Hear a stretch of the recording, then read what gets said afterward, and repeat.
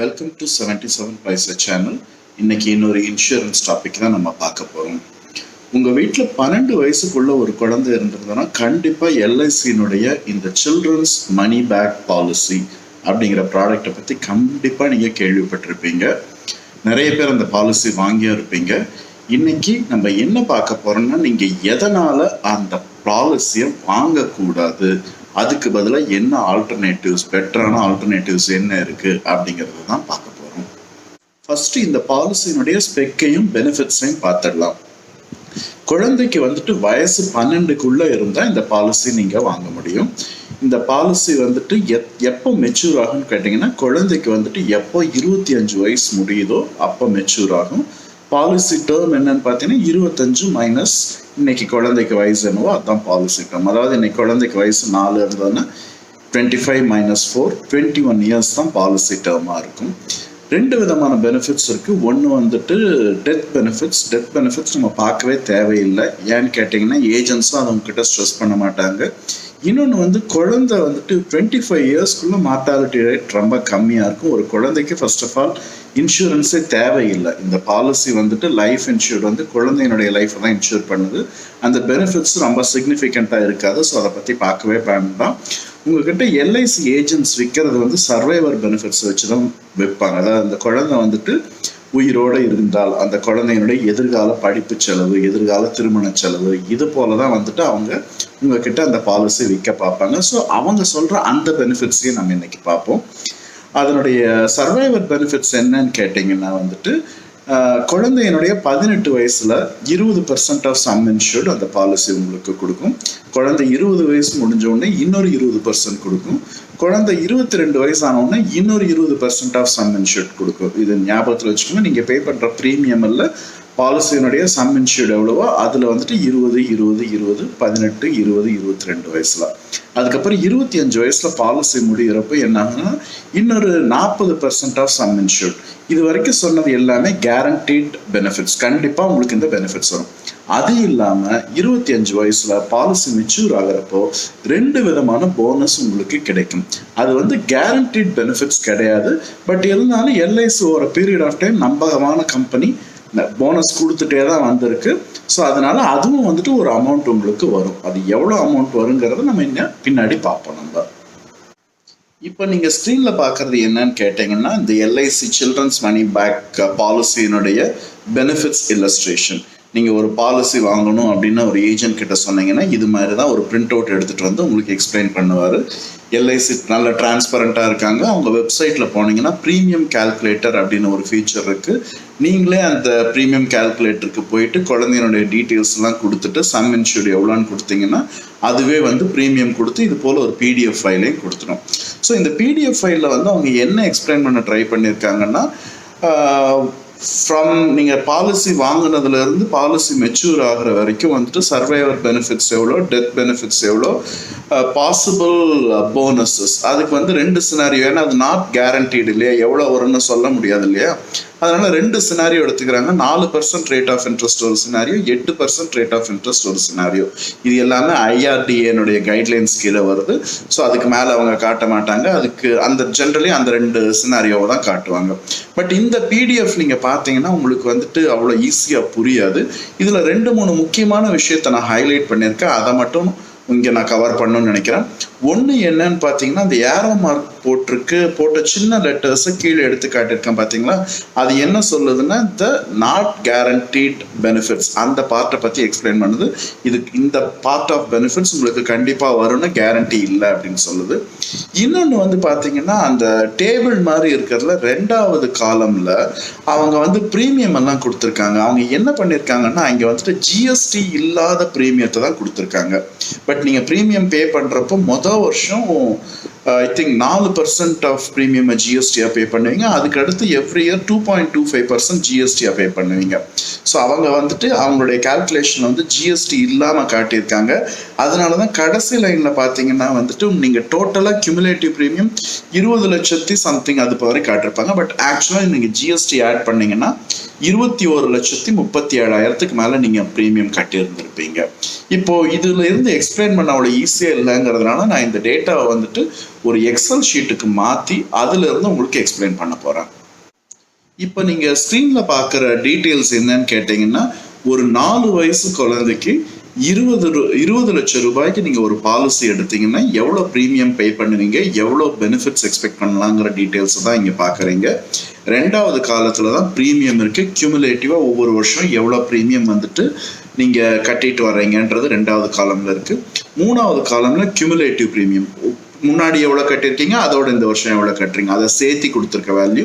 So நீங்கள் 21 வருஷத்துல வந்துட்டு 21,37,000 ரூபாய்க்கு மேலே ப்ரீமியம் கட்டியிருக்கீங்க.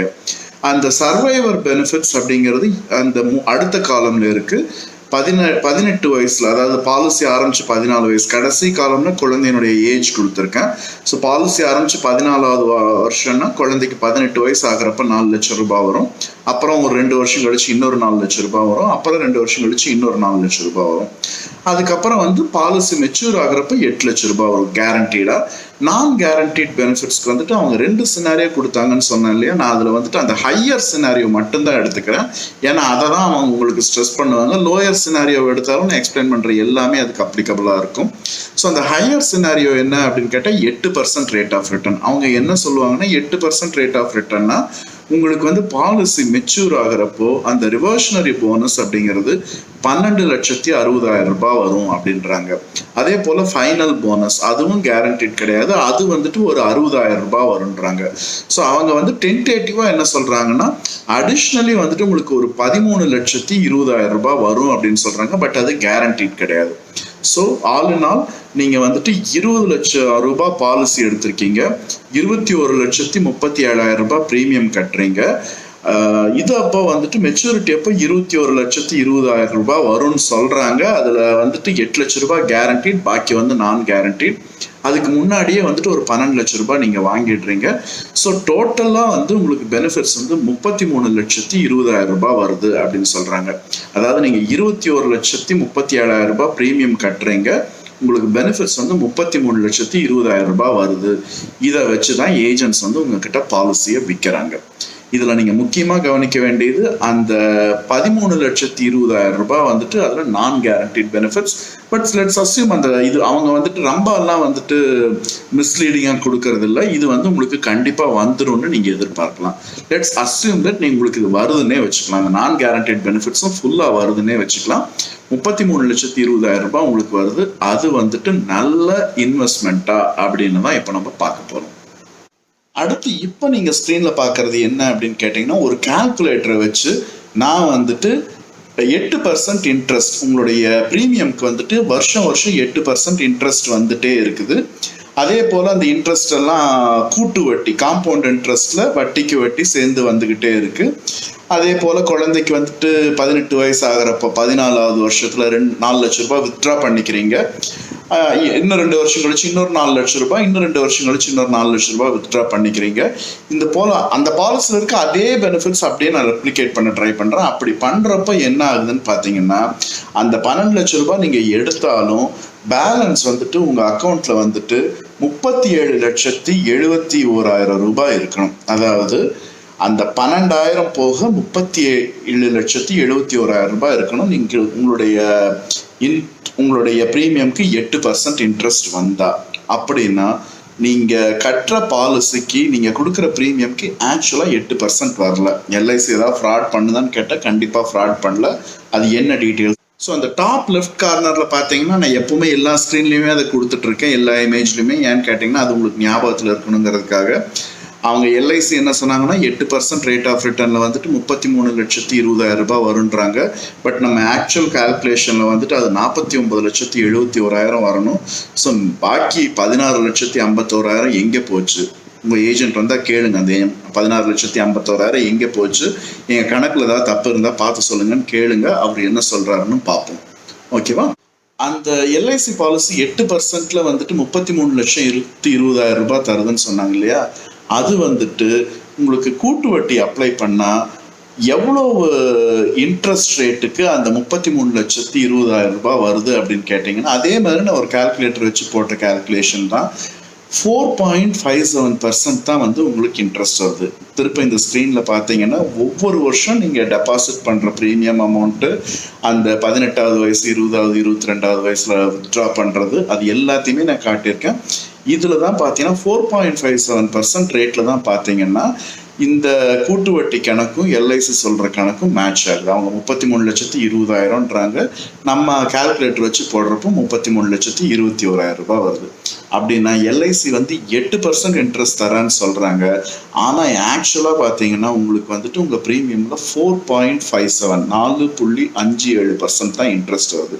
இது வந்து இன்னைக்கு இருக்க நிறைய ஸ்கீம்ஸ் இன்க்ளூடிங் ஃபிக்ஸட் டெபாசிட் ஸ்கீம்ஸோட இது வந்துட்டு கம்மியான இன்ட்ரெஸ்ட் தான் கொடுக்குது. சரி, நான் முன்னாடி உங்ககிட்ட ஏஜென்ட் கிட்ட கேட்க சொன்னேன் இல்லையா, அது உங்களுக்கு அவர் என்ன சொல்றாருங்கிறத நீங்க அப்புறமா எனக்கு கேட்டு கீழே கமெண்ட்ல போடுங்க. பட் நான் வந்துட்டு எல்ஐசி ஃப்ராட் பண்ணலன்னு சொன்னேன் இல்லையா, அப்ப ஏன் அந்த குறைபாடு வருது அப்படின்னு கேட்டீங்கன்னா, ஒன்று, நீங்க வந்துட்டு ஒரு டெபாசிட் பண்றப்போ ஜிஎஸ்டி கிடையாது. பட் இங்க வந்து இன்சூரன்ஸ் ப்ரீமியத்துக்கு ஜிஎஸ்டி இருக்கு. அவங்க அந்த ஜிஎஸ்டி அமௌண்ட்டை சேர்த்துக்கிறது இல்லை உங்க இன்வெஸ்ட்மெண்ட்டா, அது கவர்மெண்ட் கொடுக்குற டாக்ஸ்ன்னு கன்சிடர் பண்ணிக்கிறாங்க. அது ஒன்று.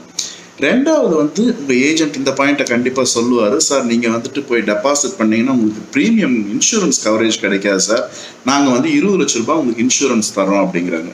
அவர் நீங்க ஒன்ஸ் அகைன் நான் உங்களுக்கு நினைவுபடுத்துறேன், அவங்க கொடுக்குற இன்சூரன்ஸ் வந்து குழந்தையினுடைய லைஃப். குழந்தையினுடைய லைஃப் 25 வயசுக்குள்ள ஒரு குழந்தைக்கு ஏதோ ஒரு டேஞ்சர் வந்து இறக்குறதுன்றது வந்து ரொம்ப ரொம்ப ரொம்ப கம்மி சான்ஸ். 20 லட்ச ரூபாய் பாலிசி 25 வயசு உள்ள குழந்தைக்கு இவ்வளோ ப்ரீமியம் கொடுக்கறதுங்கிறது ரொம்ப ரொம்ப அதிகமான ப்ரீமியம். ஓகேவா? இந்த ரெண்டு ரீசன்னால தான் அவங்க 8% சொன்னாலும் அவங்க 8% எப்படி கால்குலேட் பண்ணியிருக்காங்கன்னு கேட்டிங்கன்னா, நீங்கள் போட்ட ப்ரீமியம் வந்து ஜிஎஸ்டி கழிச்சிட்டாங்க, அந்த இன்சூரன்ஸ் கவரேஜ்க்கான ப்ரீமியம் கழிச்சிட்டாங்க, பாக்கி அமௌண்ட்டுக்கு 8% போட்டிருக்காங்க. அது உங்களுக்கு தெளிவாக அங்கே காட்டலை. பட் நம்ம கால்குலேட்டர் வச்சு போட்டதில் அது தெளிவாக வருது. ஓகேவா? இப்போ நான் என்ன பண்ண போறேன்னா, சரிப்பா இது வந்துட்டு 4.57% தான் தருது, எனக்கு வேற என்னென்ன ஆப்ஷன்ஸ் எல்லாம் இருக்கு அப்படின்னு பார்ப்போம். ஓகே, இன்னைக்கு இன்வெஸ்ட் பண்றதுக்கு நிறைய ஆப்ஷன்ஸ் இருக்கு. பட் நீங்க இந்த எல்ஐசியில் வர்ற அந்த 20 லட்சம் ரூபாய் வந்துட்டு கேரண்டீட் பெனிஃபிட்ஸ், அதனால நம்மளும் வந்து ஒரு கேரண்டீடா வந்துட்டு ரிட்டர்ன்ஸ் வர்ற மாதிரி இன்வெஸ்ட்மெண்ட்டே பார்ப்போம். பெஸ்ட் ஸ்கீம் வந்து நம்ம பிரைம் மினிஸ்டர்னுடைய தங்க மகள் திட்டம் SSY ஸ்கீம் இருக்கு. இன்னைக்கு வந்து அதனுடைய இன்ட்ரெஸ்ட் ரேட் வந்து 7.6%. கொஞ்சம் நாளாக அதனோட இன்ட்ரெஸ்ட் ரேட் குறையும். பட் அதில் இன்ட்ரெஸ்ட் ரேட் குறைச்சா ஆப்வியஸாக உங்களுடைய எல்ஐசியிலேருந்து வர ரிட்டர்ன்ஸும் குறைய சான்ஸ் இருக்கு. ஸோ இந்த சினாரியோவில் நான் என்ன பண்ணியிருக்கேன்னா, நீங்கள் வந்துட்டு போடுற எல்ஐசி ப்ரீமியம் போடுறீங்களா, அந்த எல்ஐசி ப்ரீமியம் அதை போடுறதுக்கு பதிலாக இந்த தங்க மகள் திட்டம் SSY திட்டம்ல நீங்கள் போட்டிங்கன்னா என்ன ஆகும்? அதில் சில லிமிட்டேஷன் இருக்கு. SSY திட்டத்தில் நீங்கள் 18 வயசு ஆகிற வரைக்கும் தான் உங்கள் குழந்தைக்கு பணத்தை போடலாம். நடுவில் கொஞ்சம் வித்ட்ரா பண்ணிக்கலாம், படிப்பு செலவுக்கு, கல்யாண செலவுக்கு வித்ட்ரா பண்ணிக்கலாம். 18 வயசு வரைக்கும் அதில் போடுறீங்க. குழந்தைக்கு 18 வயசு ஆனோடனே அந்த பணத்தெல்லாம் எடுத்து பேங்க் எஃப்டி, இன்னைக்கு என்ன ரேட் ஆஃப் இன்ட்ரெஸ்ட்டோ அந்த ரேட் ஆஃப் இன்ட்ரெஸ்ட்ல பேங்க் எஃப்டியில் போட்டால் என்ன ஆகும் அப்படின்னு பார்க்குறேன். அதே அந்த பாலிசியில் சொன்ன மாதிரியே 18 வயசு ஆகிறப்போ 2 லட்சத்தை வித்ட்ரா பண்ணிக்கிறோம், 20 வயசுல 2 லட்சத்தை வித்ட்ரா பண்ணிக்கிறோம், 22 வயசுல 2 லட்சத்தை வித்ட்ரா பண்ணிக்கிறோம். இது எல்லாம் போக என்ன ஆகுதுன்னு பார்த்தீங்கன்னா, நெட் பெனிஃபிட் எவ்வளோ வருதுன்னு பார்த்தீங்கன்னா 45,17,000க்கு மேலே வந்துட்டு வருது உங்களுக்கு. நீங்கள் மேலே டாப் லெஃப்ட் கார்னரை பாருங்க, அந்த LIC children's money back policy வந்து 33,20,000 வருதுன்றாங்க. நீங்கள் வந்து இந்த SSY திட்டத்தில் குழந்தை 18 வயசு ஆகிற வரைக்கும் போட்டுட்டு அதுக்கப்புறம் ஒரு எஃப்டியில் எடுத்து போட்டிங்கன்னா அது வந்துட்டு உங்களுக்கு வந்துட்டு 43,17,000 வருது. அதாவது ஒரு 11,97,000 வந்துட்டு அதிகமாக கொடுக்குது இந்த ஸ்கீமோட. ஓகேவா? ஸோ இதை எடுத்து ஒன்ஸ் அகைன் உங்ககிட்ட ஏஜென்ட் யாராவது விற்க வந்தாருன்னா இதை காட்டுங்க. என்ன சார் இது மாதிரி சொல்லியிருக்காங்க அந்த வீடியோவில், இதை பற்றி என்ன நினைக்கிறீங்கன்னா, அவர் எப்போ சொல்லுவார்னா, சார் இது வந்துட்டு சரி கிடையாது. ஏன்னு கேட்டிங்கன்னா இதில் வந்து அவங்க இன்சூரன்ஸ் ப்ரீமியத்தையே கவர் பண்ணல, நாங்கள் தான் உங்களுக்கு 20 லட்சம் ரூபாய்க்கு இன்சூரன்ஸ் தர்றோம்ல, குழந்தைக்கு ஏதோ ஒன்று 2வது 3வது வருஷத்துலேயே குழந்தைக்கு ஏதோ ஒன்று ஆகிட்டா நாங்கள் 20 லட்சம் ரூபாய் நாங்கள் தருவோம்ல, அதனால தான் எங்களோட இது வந்துட்டு கம்மியாக காட்டுது அப்படின்னு சொல்லுவார். அதுக்கும் நான் இன்னொரு ஆப்ஷன் வச்சுருக்கேன். இன்னொரு ஆல்டர்னேட் இன்வெஸ்ட்மெண்ட் ஆப்ஷன் என்னங்கிறது ஓகே, ரெண்டாவது ஆல்டர்னேட்டிவ் என்னன்னு கேட்டீங்கன்னா, நீங்க வந்துட்டு குழந்தைக்கு இன்சூரன்ஸ் எடுக்காதீங்க. அது doesn't make sense at all. குழந்தையினுடைய வீட்டில் அவங்க அப்பாவோ அம்மாவோ அல்லது 2 பேருக்குமோ யார் வந்துட்டு ஏர்னிங் மெம்பரோ அவங்களுக்கு ஒரு பாலிசி எடுங்க. ஏன்னா அவங்களுக்கு ஏதோ ஒன்று ஆயிட்டா தான் வந்துட்டு அந்த ஃபினான்ஷியல் சுச்சுவேஷன் வந்துட்டு டிட்டோரியேட் ஆக சான்ஸ் இருக்கு. ஸோ அதுக்காக தான் வந்துட்டு பேரண்ட்ஸ்க்கு பாலிசி எடுங்கன்ற. ஸோ இப்போ நீங்கள் ஸ்க்ரீனில் பார்க்கறது என்ன அப்படின்னு கேட்டிங்கன்னா, அந்த ஒன் ஆஃப் த பேரண்ட்க்கு 30 லட்சம் ரூபாய் டேர்ம் லைஃப் பாலிசி. 20 லட்சம் ரூபாய் தான் அவங்க தருவாங்கன்னாங்க. நான் வந்து 30 லட்சம் ரூபாய் பாலிசி எடுத்துக்கிறேன். டேர்ம் லைஃப் பாலிசி எடுக்கிறேன். டேர்ம் லைஃப் பாலிசி அப்படின்னா என்னன்னா, நீங்க ப்ரீமியம் கட்டிகிட்டே இருக்கணும். நம்ம அந்த சம் இன்சூர்ட் யார் வந்துட்டு பர்சன் இன்சூரோ அவர் இறந்துட்டாருன்னா கம்பெனி வந்து சம் இன்சூரை பே பண்ணிடும். அவர் வந்து டேர்ம் முடிகிற வரைக்கும் உயிரோடு இருந்தாருன்னா எந்த பெனிஃபிட்ஸும் வராது. நீங்கள் கட்டின ப்ரீமியம் உங்களுக்கு திருப்ப வராது. அதுதான் டேர்ம் இன்சூரன்ஸ். இப்போ இதில் பார்த்தீங்கன்னா 30 லட்சம் ரூபாய்க்கு வந்துட்டு வருஷத்துக்கு ஜிஎஸ்டியோட வெறும் 3879 ரூபாய் தான். ஸோ நான் என்ன சொல்கிறேன்னா, நீங்கள் போயிட்டு ஃபஸ்ட்டு இந்த பாலிசி எடுத்துக்கோங்க. அதுக்கு அடுத்து என்ன சொல்றேன்னா, இந்த பாலிசி எடுத்துட்டு நீங்க வருஷம் வருஷம் இந்த சில்ட்ரன்ஸ் மணி பேக் ஸ்கீம்ல எவ்வளவு பணம் போடுவேன்னு சொல்றீங்களோ அதுல இருந்து இந்த பிரீமியமை கழிச்சுட்டு பாக்கி இருக்க அமௌண்ட்டை மட்டும் கொண்டு போயிட்டு எஸ்எஸ்ஒய் ஸ்கீம்ல போடுங்கன்றேன். ஸோ இப்போ வந்துட்டு உங்க ஏஜென்ட் சொல்ற டிஃபென்ஸும் வந்து கவர் பண்ணிடுற. அவர் வந்துட்டு 20 லட்ச ரூபாய் குழந்தைக்கு இன்சூரன்ஸ்ன்றாரு. நம்ம பேரண்ட்ஸ்க்கு 30 லட்சம் ரூபாய், 30 பேரண்ட்ஸ்க்கு 30 லட்சம் ரூபாய் இன்வெஸ்ட் பண்றோம். ஸோ அந்த அமௌண்ட்டை தான் நீங்க வந்துட்டு அந்த 3வது காலம்ல பாக்குறீங்க. 4வது காலம் என்ன பார்க்குறீங்கன்னா, அந்த டோட்டலாக வந்துட்டு உங்களுக்கு மணி பேக் பாலிசி ப்ரீமியத்திலிருந்து இந்த ப்ரீமியம் கழிச்சிட்டா பாக்கி எவ்வளோ அமௌண்ட் இருக்கோ அந்த ப்ரீமியம் பார்க்குறீங்க. அதை நீங்கள் வந்து அதே போல் 21 வருஷத்துக்கு பே பண்ணிட்டு வர்றீங்க. 18 குழந்தைக்கு 18 வயசு ஆகிற வரைக்கும் நீங்கள் எஸ்எஸ்ஒய் ஸ்கீமில் 7.6% இன்ட்ரெஸ்ட் ஏர்ன் பண்ணுறீங்க. அதுக்கு அடுத்த 4 வருஷம் எஃப்டியில் 6.25% நான் அஸ்யூம் பண்ணியிருக்கேன். இப்படி போட்டிங்கன்னா உங்களுக்கு வந்துட்டு டோட்டல் ரிட்டர்ன்ஸ் எவ்வளோ வருதுன்னா, இப்போ வந்துட்டு 43 லட்சம் ரூபாய் வந்துட்டு வருது. 43,60,000 ரூபாய் வருது. ஸோ ஈவன் இந்த இன்சூரன்ஸ் எடுத்தும் உங்களுக்கு கேரண்டீட் பெனிஃபிட்டா பார்த்தீங்கன்னா 10 லட்சம் ரூபாய் வந்துட்டு அதிகமாக வருது. இப்போ சொல்லுங்க, நீங்க வந்துட்டு இந்த பாலிசியை எடுக்கணுமா எடுக்க வேண்டாமா? என்ன கேட்டீங்கன்னா, இது வந்துட்டு கண்டிப்பா யாருமே வந்துட்டு எடுக்கக்கூடாது. ஸோ நம்ம இப்போ பார்த்த கணக்குப்படி பார்த்தீங்கன்னா வந்துட்டு எல்ஐசி பாலிசி எடுக்கிறத விட இந்த எஸ்எஸ்ஒய் திட்டத்தில் சேர்ந்துட்டு அதோட வந்துட்டு ஒரு டேர்ம் லைஃப் பாலிசி இன்சூரன்ஸ் எடுத்துக்கிட்டா உங்கள் குழந்தைக்கு வந்துட்டு 25 வயசு ஆகிறப்ப உங்ககிட்ட 10 லட்சம் ரூபாய் எக்ஸ்ட்ரா இருக்கு. இன்கேஸ் நீங்கள் வந்து 20 லட்சம் ரூபாய் பாலிசி எடுத்திருந்தீங்கன்னா உங்கள் குழந்தைக்கு வந்துட்டு 4 வயசு குழந்தையா இருந்ததுன்னா இன்னைக்கு 10 லட்சம் ரூபாய் எக்ஸ்ட்ரா இருக்கும் 20 வயசுக்கு அப்புறம். ஸோ இது வந்து ஆப்வியஸ். அது இல்லாமல் வேற சில பெனிஃபிட்ஸ் இருக்கு.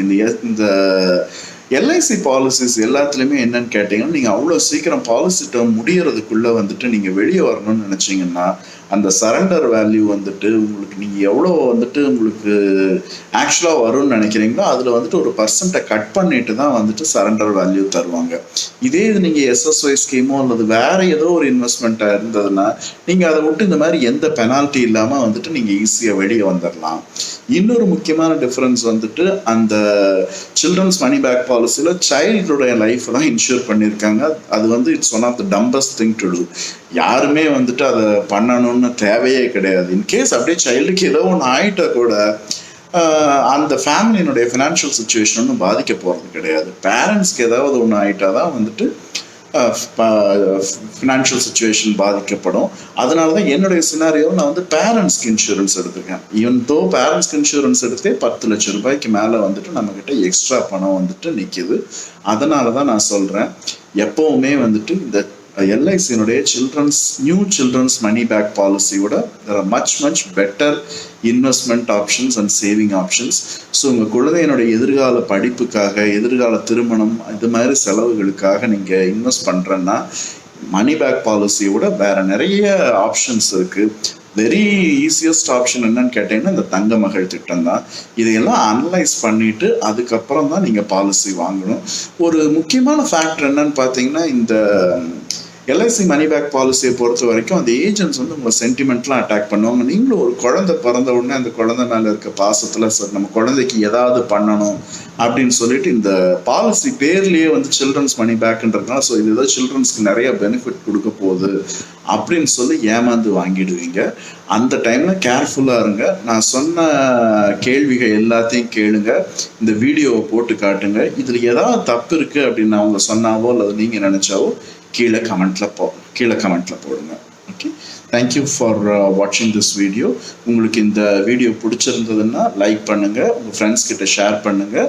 அதே போல் என்னுடைய சேனலுக்கும் சப்ஸ்கிரைப் பண்ணிக்கோங்க. உங்களுக்கு ஏதாவது கொஷின்ஸ் இருந்ததுன்னா கீழே கமெண்ட்டில் போடுங்க, நான் அதுக்கு கண்டிப்பாக ரிப்ளை பண்ணுவேன். Thanks and bye bye.